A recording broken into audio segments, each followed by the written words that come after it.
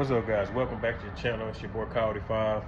So what I'm doing is a little bit of preventive maintenance on the vehicle. So if you've been watching my videos, I installed a McLeod RXT clutch after doing some testing and sending it a little too hot, 6,200 RPM. So what we're gonna do is we're gonna jump into this video. So what I did so far is on the braided steel line has that additional line that runs to the slave cylinder. I went ahead and got rid of that, and I went ahead and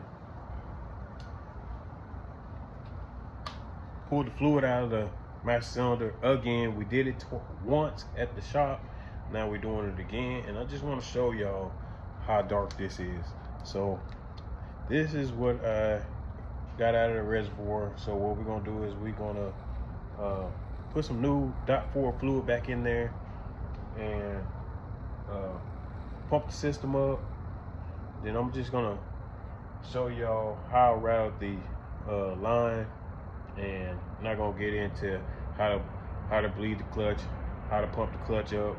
So it's pretty simple. Just add your fluid, pump it up about 100 times. So just count to 50, give yourself some time to rest, and then switch over to the other leg, or continue with the other leg, and then just keep pumping until you got a firm clutch, and then go drive it to see how it is. And so let me show you how I route this. Before I show you how we route the line, this is the part right here. So this part goes into the slave cylinder, and then this is where your line connects. I'm gonna tell you right now, guys, it is a pain in the butt to get this clip off. Not the clip off, but to get it back on, because you don't have much room. So, but hey, we got it. You know, gotta get in there, fish a little bit. So, all right, let me show you. All right, guys. So what I did was I ended up using the rubber grommet, so that way I have somewhere to let the clutch line sit in instead of just hanging down. Don't want to near the headers or anything. So at first used to be bonded up right here, so I didn't want that. So I just wanted to get rid of that hard line that's right there that comes around, that goes back to the clutch pedal. So it is a pain in the butt to get that clip back in there. I end up moving this plastic hose that brings fluid to the clutch pedal. So it's a little piece on side the clutch. If you ever had to pull one of these off, it's like a little, probably about the size as a Twinkie, and it's pretty much up on the clutch assembly with the pedal. But that's how I routed that.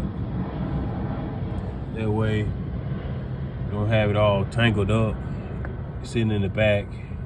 So right now we don't have any fluid in the reservoir. What I'm going to do is I'm going to use my vacuum bleeder to get all the air out of the clutch, and then see how it feels. I'm gonna put some water on this brake fluid that I spilled all over on the backside, and then go from there.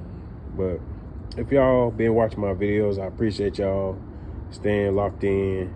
Continue to watch the channel, continue to support the channel, and hey, this is for you guys out there that need any additional information. Drop a comment.